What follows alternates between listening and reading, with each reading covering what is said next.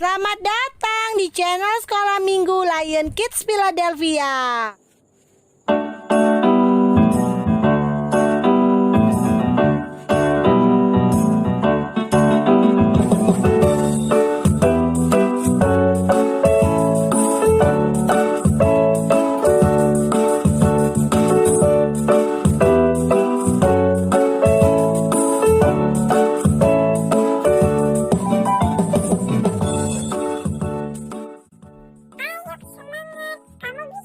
Shalom semuanya, kita akan melanjutkan pembacaan Alkitab kita dalam Yosua 8.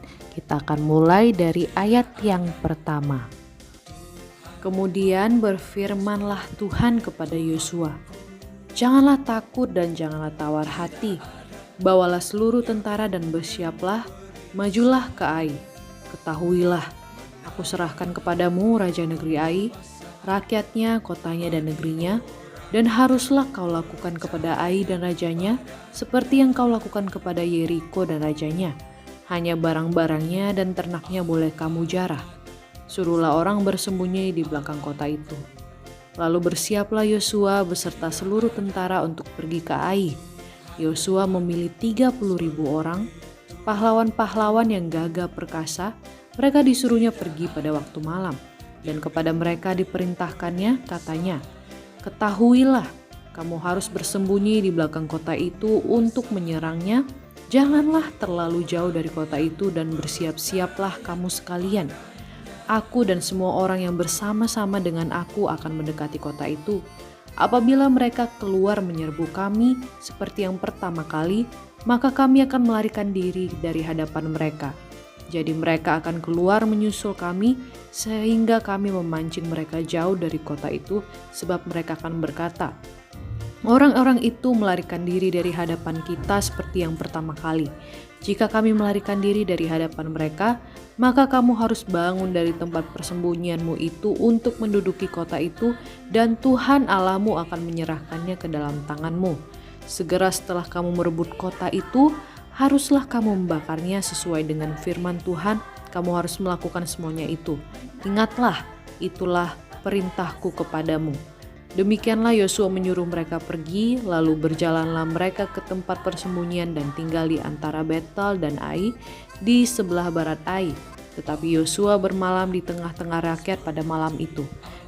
Keesokan harinya Yosua bangun pagi-pagi, lalu diperiksanyalah barisan bangsa itu, dan berjalanlah ia maju beserta para tua-tua orang Israel di depan bangsa itu ke Ai. Juga seluruh tentara yang bersama-sama dengan dia berjalan maju. Mereka maju mendekat, lalu sampai ke tentangan kota itu, kemudian berkemahlah mereka di sebelah utara Ai, sehingga lembah itu ada di antara mereka dan Ai. Yosua telah mengambil kira-kira 5.000 orang, lalu disuruhnya mereka bersembunyi di antara Betel dan Ai di sebelah barat kota itu. Beginilah rakyat itu diatur. Seluruh tentara itu di sebelah utara kota dengan barisan belakang di sebelah barat kota. Pada malam itu berjalanlah Yosua melalui lembah itu. Pagi-pagi ketika raja negeri Ai melihat hal itu, maka ia dan seluruh rakyatnya, orang-orang kota itu, segera keluar berperang, menyerbu orang Israel ke lereng di seberang dataran itu. Raja itu tidak tahu bahwa ada orang bersembunyi di belakang kota.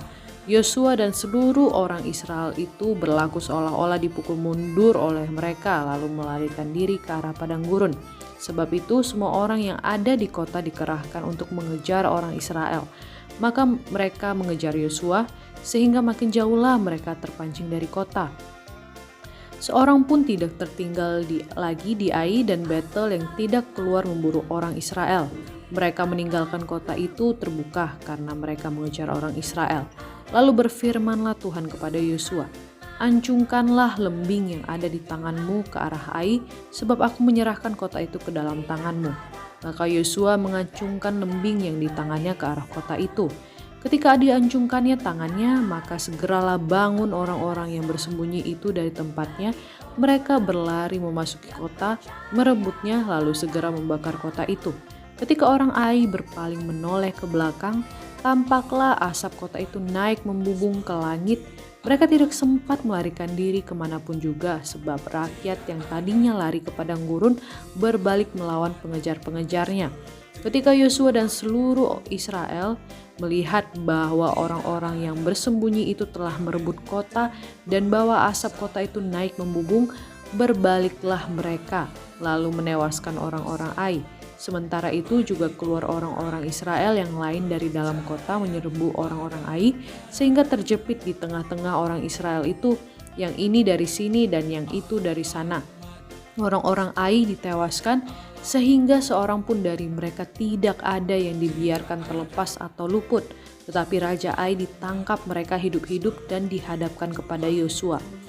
Segera sesudah orang Israel selesai membunuh seluruh penduduk kota Ai di padang terbuka kemana orang Israel mengejar mereka, dan orang-orang ini semuanya tewas oleh mata pedang sampai orang yang penghabisan, maka seluruh Israel kembali ke Ai dan memukul kota itu dengan mata pedang.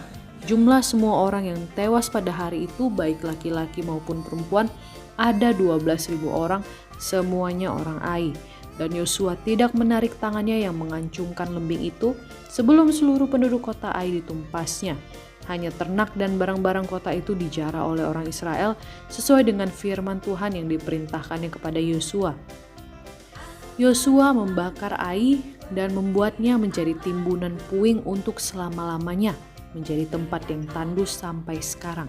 Dan Raja Ai digantungnya pada sebuah tiang sampai petang.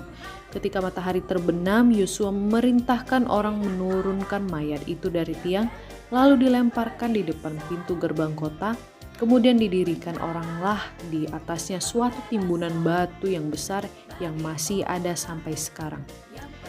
Pada waktu itulah Yosua mendirikan mezbah di Gunung Ebal bagi Tuhan Allah Israel, seperti yang diperintahkan Musa, hamba Tuhan, kepada orang Israel menurut apa yang tertulis dalam kitab hukum Musa.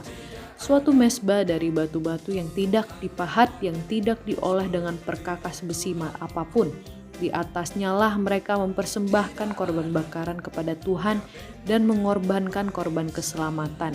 Dan di sanalah di atas batu-batu itu dituliskan Yosua salinan hukum Musa yang dituliskannya di depan orang Israel.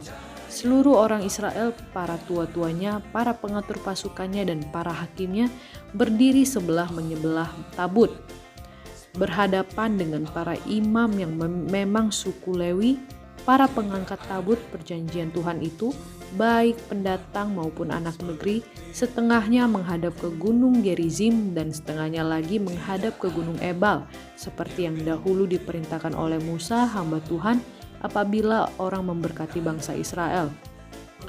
Sesudah itu dibacakannya lah segala perkataan hukum Taurat, berkatnya dan kutuknya sesuai dengan segala apa yang tertulis dalam kitab hukum. Tidak ada sepatah kata pun dari segala apa yang diperintahkan Musa yang tidak dibacakan oleh Yosua kepada seluruh jemaah Israel dan kepada perempuan-perempuan dan anak-anak dan kepada pendatang yang ikut serta. Amin.